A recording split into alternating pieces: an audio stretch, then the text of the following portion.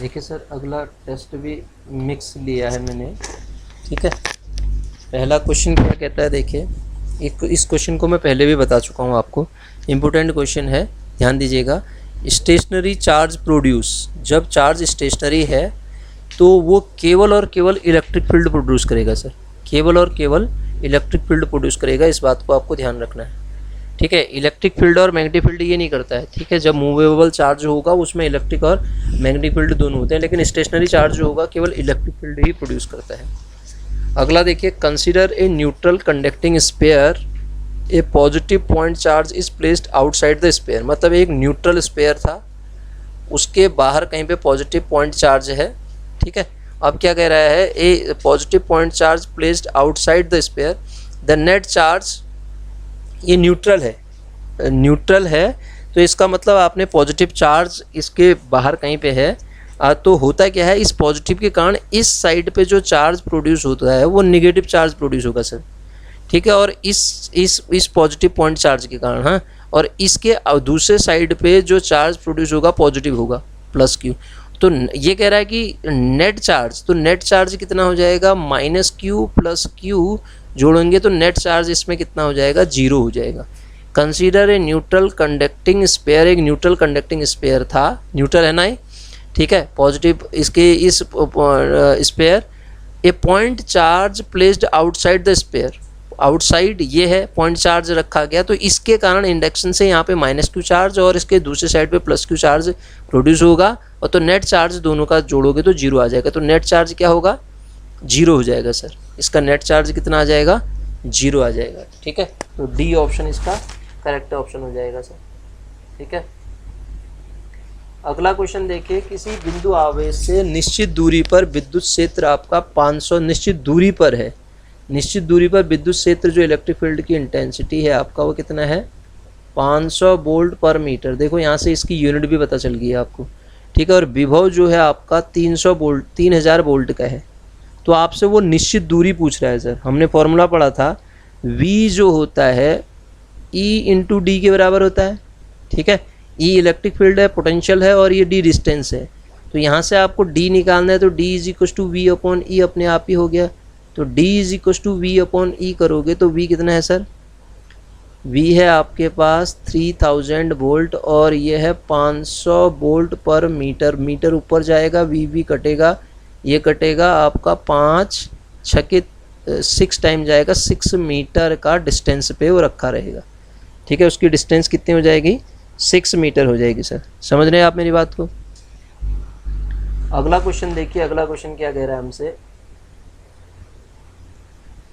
अगला क्वेश्चन हमसे कहता है, किसी बिंदु एक्स वाई जेड सभी मीटर में है, एक्स वाई जेड सभी मीटर में है, पर विद्युत विभव जो दे रखा है पोटेंशियल आपको V is equal to 4x square दे रखा है। ठीक है, और तो कह रहा है कि विद्युत क्षेत्र की आपको क्या निकालना है, विद्युत क्षेत्र निकालना है, इलेक्ट्रिक फील्ड इंटेंसिटी निकालनी है एट द पॉइंट 1, 0, 2, ये वेक्टर है।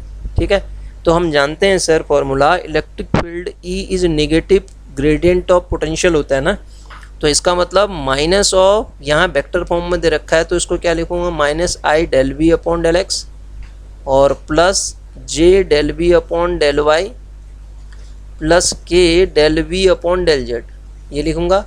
लेकिन पोटेंशियल केवल एक्स कंपोनेंट दिया है, तो इसका मतलब जो इलेक्ट्रिक फील्ड की इंटेंसिटी हो जाएगी minus i time del we upon del x हो जाएगी, हाँ या ना।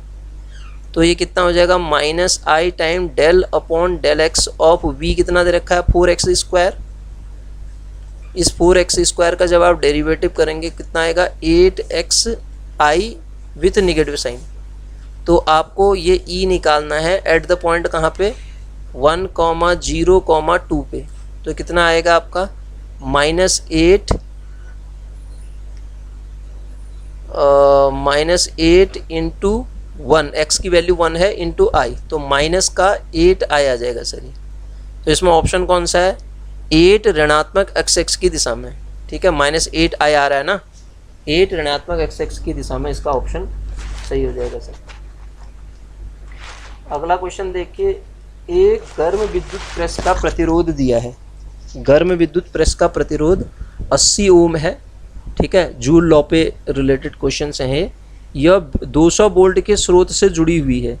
यदि यह 2 घंटे तक उपयोग में लाई जाए तो अगर आप इसको 2 घंटे तक उपयोग में लाते हैं तो जो विद्युत ऊर्जा व्यय होगी, जो व्यय विद्युत ऊर्जा होगी वो कितनी होगी आपको बताना है सर। तो विद्युत ऊर्जा जो व्यय होगी, ऊर्जा की अगर आप बात करें तो जो दिए गए फॉर्मूला है उसके अकॉर्डिंग अगर मैं बात करता हूँ तो V²/R/T, ठीक है, ये फॉर्मूला लगेगा। ठीक है, IRT भी होता है, VI के इक्वल होता है, वो सारे फॉर्मूले यूज़ कर सकते हैं आप, लेकिन यहाँ दिए गए क्वेश्चन के अकॉर्डिंग ये होगा। 2 घंटे तक उपयोग में लाई गई है, ठीक है, इसका मतलब 2 घंटे तक उपयोग में लाई गई है, तो ये आंसर भी आर में दे रखे ना, जो एनर्जी वाट आवर दे रखी है ना। तो आप देखिए यहाँ से आपके पास V की वैल्यू दे रखी कितनी, 200 × 200 अपॉन R कितना दे रखा है 80 ओम, इनटू टाइम कितना दे रखा है सर 2R का। तो 8, ये 0 कटा, ये 4 टाइम कटा, ये 5 बार कटा, 5 चक्को ना 5 दूना 10, 1000 वाट आवर ये आ जाएगी। ये एनर्जी इतनी आ जाएगी, ठीक है, इतनी इसकी एनर्जी हो जाएगी सर। अगला क्वेश्चन क्या कह रहा है, अगला क्वेश्चन देखिए, अगला क्वेश्चन करते हैं हम। अगला क्वेश्चन हमसे कहता है एक हीटर कुंडली को 2 बराबर भागों में काटकर एक भाग को पुनः लगा दिया गया, तो आधी कुंडली में उत्पन्न ऊष्मा तथा पूरी कुंडली में उत्पन्न ऊष्मा का अनुपात निकालना है सर। अब सर ये हीट का अनुपात निकालने के लिए पहली बात तो ये देखिए, तो यहाँ पे तो कोई लेंथ के बारे में ही कह रहा है, तो हम ये देख लेते हैं कि लेंथ का कैसा रिलेशनशिप आ रहा है इसमें, ठीक है ना। तो एक तो आधा है, एक आधा पार्ट है, एक फिर इन दोनों को मिला के एक बनेगा ना, इसको एक मान लेता हूँ मैं, तो एक और ये जोड़ के पूरा 2 हो जाएगा। तो सबसे पहले तो देखिए पावर की अगर हम बात करें क्या होता है V²/R ये होता है, ठीक है। इसका मतलब ये पावर आपका प्रोपोर्शनल टू क्या है, इन्वर्सली प्रोपोर्शनल टू R है सर। और R के बारे में आप जानते हो कि R लेंथ के साथ डायरेक्ट रिलेशन दिखाता है, तो इसका मतलब यहाँ पे L के साथ भी ये पावर इन्वर्स रिलेशन दिखाएगा। इसका मतलब ये पावर की जो वैल्यू आएगी 1/(इन्वर्सली)/L हो जाएगी, समझ रहे हैं आप, 1/L के इन्वर्स प्रोपोर्शनल हो जाएगी। तो सर यहाँ पे ध्यान दीजिएगा, आपका ये इन्वर्स रिलेशन आ गया, तो P वो क्या कह रहा है, ऊष्मा का अनुपात कह रहा है ना, P1/P2 जब मैं निकालूंगा तो P1/P2 कितना हो जाएगा, L2/L1 हो जाएगा। तो L2/L1 देखो, ये टोटल पार्ट 2 पार्ट से मिलके बना है, ये एक पार्ट हो गया, तो 2/1 हो जाएगा L2/L1 ना। तो 2:1 का रेशियो आ जाएगा, उत्पन्न ऊष्मा का अनुपात क्या हो जाएगा, 2:1 का रेशियो हो जाएगा सर, ठीक है। अगला क्वेश्चन देखिए सर, अगला क्वेश्चन कह रहा है the magnetic moment of atomic neon is equal to, magnetic moment atomic neon का कितना होगा, द मैग्नेटिक, ठीक है, मैग्नेटिक मोमेंट ऑफ एटॉमिक होता क्या है, जो ये आपका दे रखा है ना एटॉमिक नियॉन, जो एटॉमिक नियॉन होता है सर, एटॉमिक नियॉन जो होता है डाईमैग्नेटिक है, क्या है, डाईमैग्नेटिक है, ठीक है, डाईमैग्नेटिक है। तो डाईमैग्नेटिक है, इसका मतलब इंट्रिंसिक मैग्नेटिक मोमेंट, तो इसका मतलब इसका जो इंट्रिंसिक मैग्नेटिक मोमेंट आता है वो क्या आता है, 0 आ जाता है। डाईमैग्नेटिक होने की वजह से इसका इंट्रिंसिक मैग्नेटिक मोमेंट जो होता है वो कितना आ जाता है, 0 आ जाता है सर, ठीक है, ये नेचर है इसका। अगला देखिए, ये hydrogen atom is paramagnetic, hydrogen molecule क्या होगा, हाइड्रोजन एटम पैरामैग्नेटिक है, हाइड्रोजन मॉलिक्यूल क्या होगा। हाइड्रोजन मॉलिक्यूल की बात करें तो इसमें 2 एटम है सर, H2 मतलब HH 2 एटम है, 2 एटम होने की वजह से आप खुद ही समझिए क्या हो जाएगा, डाईमैग्नेटिक हो जाएगा। क्या हो जाएगा सर, डाईमैग्नेटिक नेचर का हो जाएगा। इसका ऑप्शन कौन सा है, ये डाईमैग्नेटिक नेचर का हो जाएगा, ऑप्शन ए। और डाईमैग्नेटिक मटेरियल, अगला देखो, ये फॉर डाईमैग्नेटिक मटेरियल कह रहा है, डाईमैग्नेटिक जो मटेरियल हैं उनके लिए ये जो रिलेटिव मैग्नेटिक परमेबिलिटी है, ये म्यू जो होता है ना, mu r, relative magnetic permeability होती है mu r. Relative magnetic permeability जो होती है सर वो 1 से छोटी होती है एटॉमिक मॉलिक्यूल के लिए, ठीक है, 1 से छोटी होती है। और जो दूसरी चीज़ आपके पास ये जाई एम लिखा है ना, ससेप्सिबिलिटी कहते हैं इसको, ससेप्सिबिलिटी जो होती है उसकी निगेटिव होती है। तो कोई ऑप्शन ऐसा है म्यू आर लेस देन 1 और एक्स एम लेस देन 0, तो इसका ऑप्शन सी दिख रहा है ऐसा, म्यू आर नेगेटिव है, सॉरी लेस देन 1 है और ससेप्सिबिलिटी निगेटिव है, तो यही हो जाएगा, ठीक है। अगला क्वेश्चन देखते हैं, देखिए अगला क्वेश्चन क्या कह रहा है हमसे।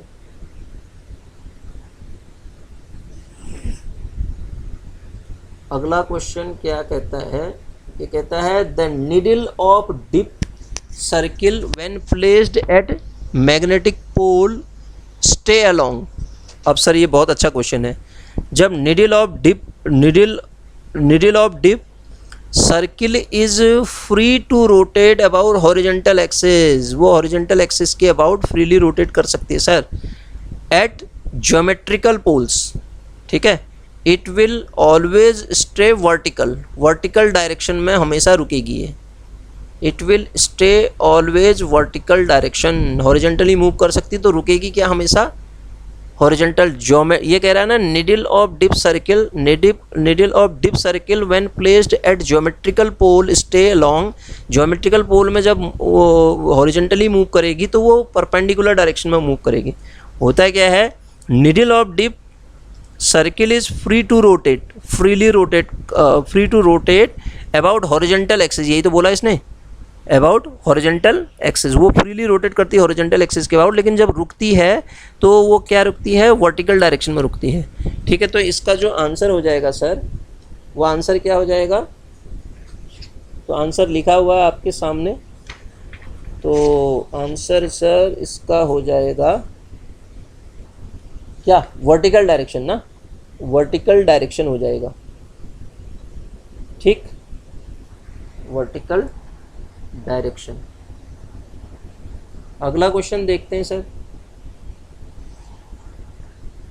Alpha particle is moving in a magnetic field, alpha particle is moving in a magnetic field of इतने टेस्ला के मैग्नेटिक फील्ड में एल्फा पार्टिकल मूव कर रहा है सर, कितने टेस्ला के, 3I + 2J के मैग्नेटिक फील्ड में मूव कर रहा है, ठीक है। तो क्या कहना चाह रहा है, और वेलोसिटी कितनी है उसकी, 5 × 10⁵I, ये वेलोसिटी कंपोनेंट है। तो निकालने के लिए क्या कर रहा है, magnetic force acting on the particle will be, magnetic force कितना लगेगा वो निकालना है सर आपको। तो मैग्नेटिक फोर्स F बराबर क्या होता है, F = होता है Q × V cross B, Q into होता है आपके पास Q इंटू कितना, V क्रॉस B, ठीक है sir, Q into V cross B। तो Q ब्रैकेट में आप V आपको दिया है, V कितना दे रखा है, 3I मूविंग मैग्नेटिक फील्ड इतने अच्छा मैग्नेटिक फील्ड दिया है ना ये, और वेलोसिटी तो दे रखी कितनी, 5 × 10⁵I क्रॉस आपको अगला दे रखा है कितना, Q V क्रॉस B का मतलब हुआ आपका Q V क्रॉस B। आप इसको जब सॉल्व करेंगे तो Q V cross B B तो दिया है सर इसने 3I + 2J, और क्रॉस ये दिया है आपका 5 × 10⁵I दिया है। तो I के साथ वैसे भी आप इसको डायरेक्ट भी कर सकते थे, I और I का तो 0 हो जाएगा cross product, I cross J cross I जब आप निकालेंगे तो -K होता है, J क्रॉस I जब आप निकालेंगे तो माइनस का K होता है, पहली बात ध्यान दो, माइनस का K होगा और इनको मल्टीप्लाई करो तो ये 10 आ जाएगा, माइनस का 10K आ जाएगा, 10K। और Q यहाँ पे एक्स्ट्रा है, देखो Q चार्ज क्या है, Q की अगर हम बात करें, Q किसके बराबर है, एक्टिंग ऑन एल्फा पार्टिकल के लिए magnetic force on particle, alpha particle कह रहा है, तो Q कितना होगा, 2E के बराबर होगा, -10 × 2E K direction negative direction में। तो ये कितना हो जाएगा सर, E इलेक्ट्रॉन पे कितना होता है, -10 टू दी पावर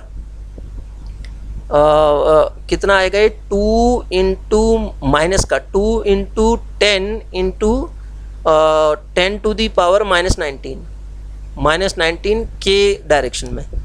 तो ये हो जाएगा आपका टोटल वैल्यू कितनी आ रही है, यहाँ भी तो कुछ गड़बड़ हो गया। 5 × 2 हमारा 10 आ रहा था ना यहाँ पे। ये जो वैल्यू आ रही है ये वैल्यू हमने सही सॉल्व करी क्या? 10⁵ अच्छा ये 10⁵ भी है यार बाहर से।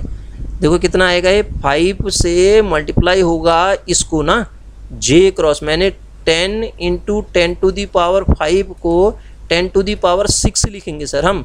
तो अब टोटल वैल्यू सॉल्व करो तो कितना आएगा, 10⁶ ये हो गया और माइनस के साथ आ रहा है वो, और k कंपोनेंट आ रहा है वो 10⁶ आ रहा है, और अगला कितना आ रहा है आपके पास, उसका इलेक्ट्रॉन का 2 होता है, तो 2 × 10⁶ ये हो गया, 10⁻⁻6 वो हो गया, k कंपोनेंट आया।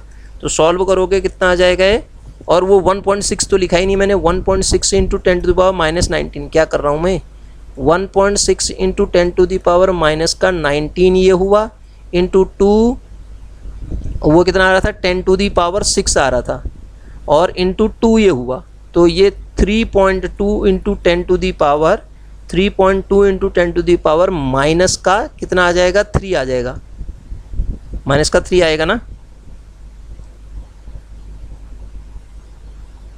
माइनस का 3 नहीं 13, सॉरी माइनस का 13 आएगा ना,